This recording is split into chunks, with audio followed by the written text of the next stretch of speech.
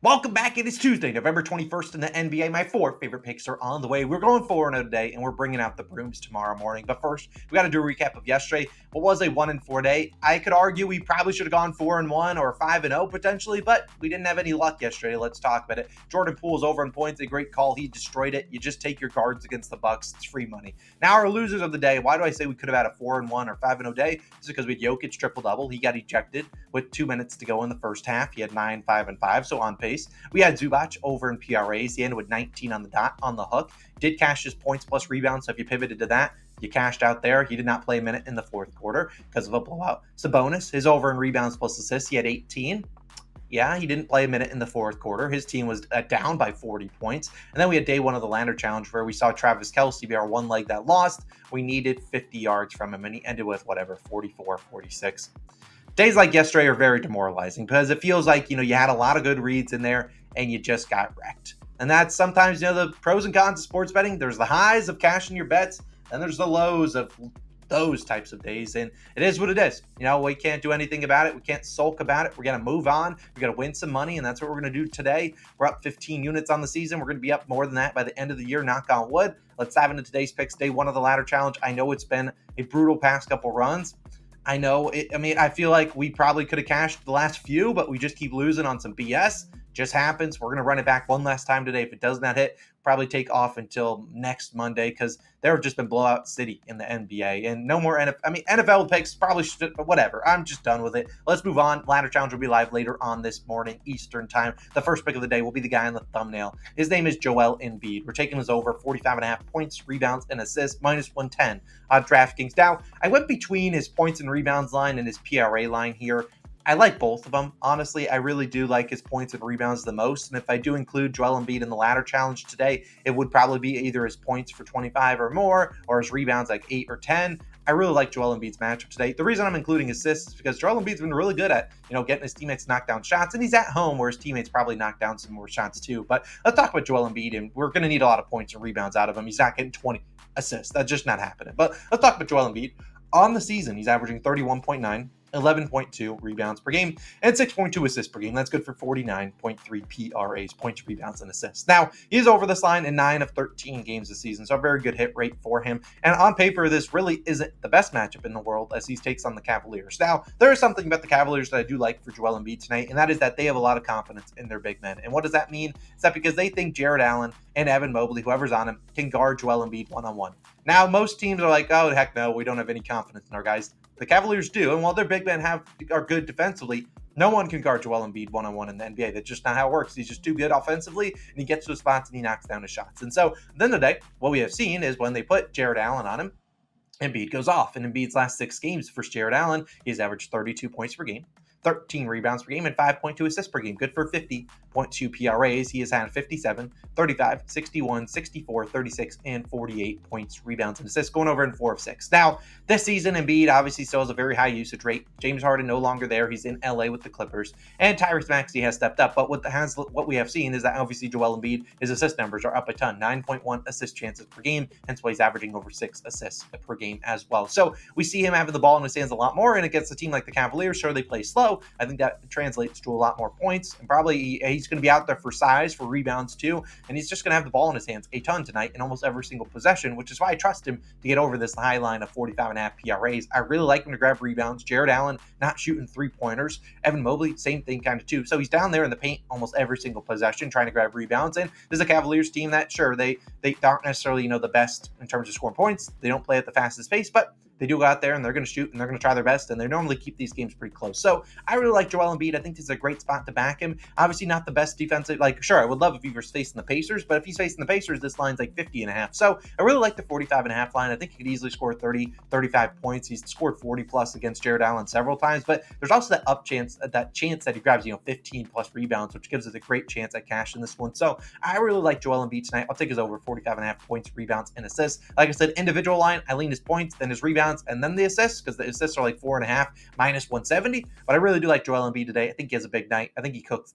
this Cavaliers team. Let's hope the game is close so that he plays a little bit in the fourth quarter, but we've seen Embiid get this done in the third quarter before. I don't necessarily know if he does that, but I really like Joel Embiid tonight. Now, my second pick is going to be a same-game parlay. It features a COS Hall of Famer and a guy that's made us some money this season. It is Mr. Tyrese Haliburton and Trey Young, each to record 10 assists, currently minus 125 on DraftKings. Now, I considered making this a bigger play, but there is a chance one of these two legs is in the ladder challenge today. I really like both of them to get 10 assists. I think they easily clear that. They could clear that in the third quarter. Now, if you're on FanDuel, you're like, oof, it's like minus 160 there. I don't know why the price difference is that big, but obviously if you can take it on DraftKings, take it there. If you have to add in some other legs, I don't mind either of these guys to score 15 or more points. Tyrese normally does that. Trey Young will get that too against the Pacers team that plays negative defense. But let's talk about both these two guys, and we'll start with Trey Young first. Why I like him to get 10 assists, because he's probably the more unlikely guy to get 10 assists, although I think both of them get it done. Now, Trey so far this season is averaging 11.3 assists per game in his last 10. So he's done a really good job the last 10. He has 10 plus assists in 8 of his last 10, and five of those 6 games at home. He's had 10 plus assists. So he's done a really good job at home. I like his teammates to knock down some more shots. Obviously, guys tend to shoot better percentages at home, and I really do think he can get us 10 assists. And this is a great track record against the Indiana Pacers, because Trey, you look at him, 8 of his last 10 games versus Indiana, he has 10 plus assists. His only 2 games, one of them he played where he didn't get 10 plus assists. One game he played 21 minutes.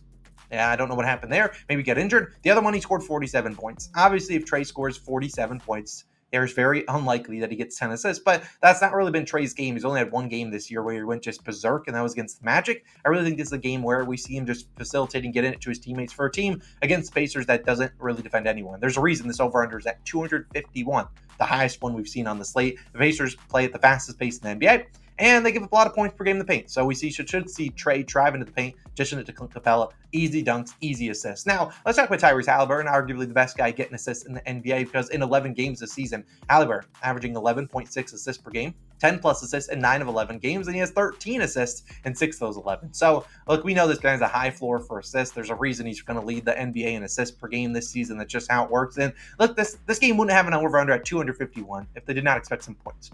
Simple as that. And Haliburton and the Pacers coming off a game against the Magic where they got smoked. Haliburton didn't play majority of the second half, and we've seen Haliburton in his career in the last 4 games against the Hawks. Pretty good track record, 10, 13, 7, and 13 assists in his last 4 versus Atlanta. So all of those have been with the Pacers. So he had a really good track record. The Hawks giving up the 6th most assists per game, 2 point guards. So I think we had a good chance here. DeJounte Murray likely defends Haliburton, and DeJounte's a pretty good defender. So I think he limits the points, and I think we see a good game from Haliburton in terms of assists. Look, super fun to watch him. If you've never watched the Pacers play, this should be a really fun game to watch. Hopefully the game remains close, and I think the Pacers don't get blown out back-to-back games. I was considering putting 2 units on it, but I just didn't want to risk 2 units, considering there's a good chance that either one of these 2 guys ends up in the ladder challenge, which we always trail for 1 unit as its own. So we didn't really want 3 units potentially on this. So I really like this for 1 unit play. I think this is an easy one. Probably cashes in the third quarter. Now, my third play of the day will be a guy that, if you didn't like Jordan Poole yesterday, you probably like this guy a tad more, but probably not a whole lot more, because it's Anthony Davis. I like his over 24.5 points, minus 120 on BetMGM. Now, I would take this at 25.5.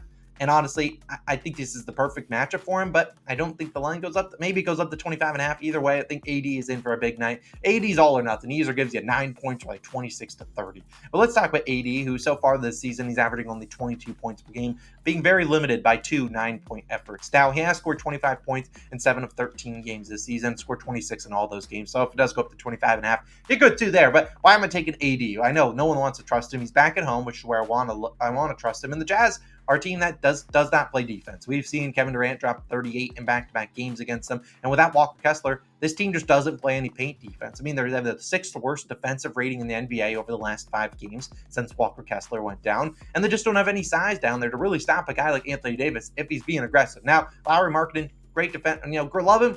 Not Walker Kessler. Kelly Olynyk, sure, have fun with that. So at the end of the day, AD, this comes down to his effort. If AD is aggressive tonight, he will score 25 points, because the Jazz will give up anyone to score 25 points if you're aggressive. And I think this is a great spot to back him in. Anthony Davis has scored 25 plus points in 5 of 7 home games this season, so he's been much better at home. And he's had 15 field goal attempts in all games that he went over. The 2 games he went under, he had 11 or fewer. So, look, like I said, Anthony Davis, Hard to predict if he's going to be aggressive and if he's going to be all there tonight. Is he engaged? I don't know. But I really like the matchup for him, and I'm willing to take a bet of 1 unit on him to be at least motivated to score in an in-season tournament game. The Lakers are 3-0 in these in-season tournament games.